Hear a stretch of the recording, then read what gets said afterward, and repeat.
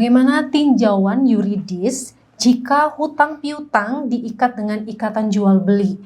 Ya, misal contoh kasusnya utang piutang diikat dengan jual beli dan jaminannya sertifikat. Penyerobotan objek bangunan dan lahan sebagai jaminan dalam konteks utang piutang yang dijadikan jual beli kembali memasuki babak baru yang memang sangat banyak dan hangat diperbincangkan di dalam masyarakat.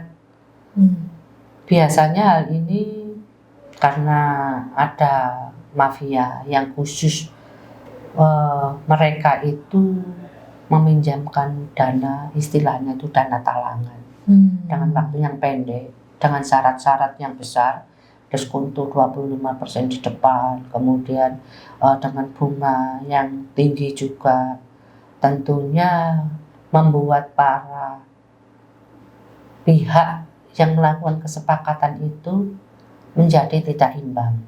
Karena apa? Maka orang yang memberikan utang, kreditor, tanpa melalui prosedur hukum,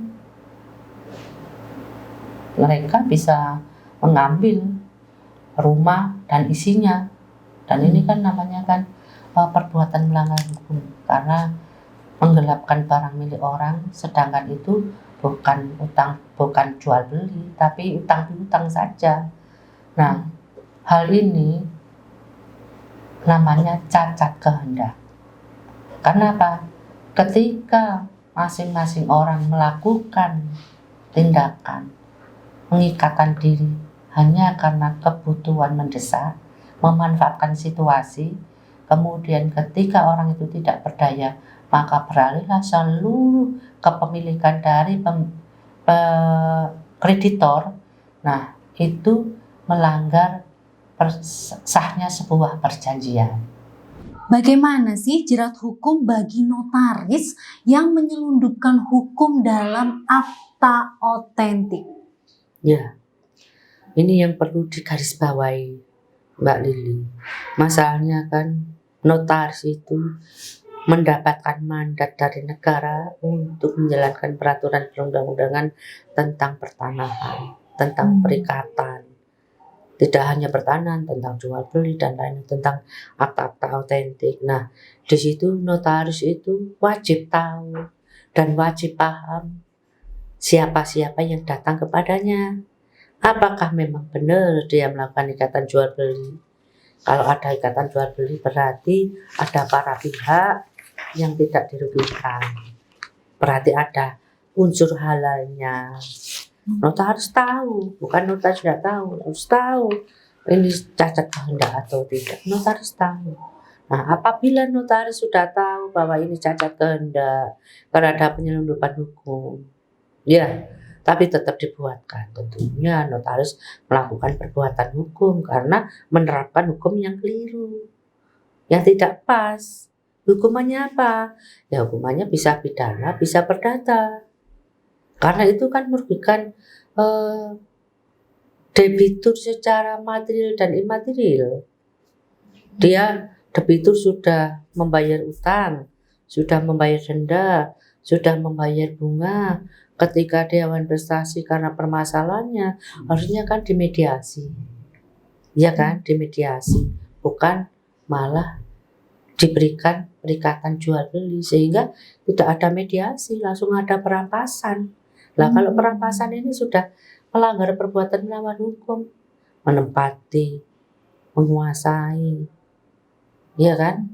Itu namanya perbuatan melawan hukum, dan itu pidana. Baik, kali ini kita lanjut ke pertanyaan selanjutnya ya Bu ya. Bagaimana nih cara mengurus di BPN jika hutang piutang yang diikat dengan ikatan jual beli yang sudah melakukan perubahan nama dalam sertifikat? Ya, cara mengurusnya adalah satu, melakukan gugatan di pengadilan. Nah, kalau kita sudah melakukan gugatan di pengadilan, maka di pengadilan itu akan dibuktikan bahwa adanya hutang piutang ini adalah memang benar dan jual beli ini hanya sebuah pengikatan. Nah, karena terjadinya penyelundupan hukum ini mengakibatkan hak kepemilikan keperdataan sertifikat tadi kan berubah beralih nama ke orang lain, dan juga nanti akan berdampak dengan kepemilikan secara fisik juga akan dikuasai. Jadi bukan hanya sertifikatnya aja yang berubah, kepemilikannya juga akan berubah, dan ini kan tidak disadari oleh si orang yang utang, debitornya ini. Yang kreditornya tahu dia, makanya itu dia ikatlah dengan perjanjian utang piutang ini dengan diikat jual beli. Ya, nah harusnya kan kalau utang piutang itu kan one prestasi apabila salah satu pihak tidak bisa menepati perjanjiannya. Nah kalau one prestasi itu kan permasalahan perdata, jadi bisa mengajukan pengadilan untuk proses keperdataan dengan utang piutang ini, apakah dengan dijual bersama atau dijual sendiri untuk membayar utang-utang ini, karena utang memang harus dibayar, tapi bukan berarti kalau utang itu harus dibayar kemudian masyarakat kreditor bisa membuat hukum sendiri dengan langsung mengambil paksa hak kepemilikan orang lain, apalagi dengan merubah sertifikat itu menjadi kepemilikan dia, itu perbuatan melawan hukum. Nah, hal ini yang harus dipahami oleh masyarakat. Jadi jangan gampang-gampangnya kalau Anda itu berhutang, kemudian Anda menjaminkan sertifikat Anda, kemudian Anda mau diikat dengan ikatan jual beli, itu adalah penipuan. Karena hukum dari utang piutang adalah hak tanggungan.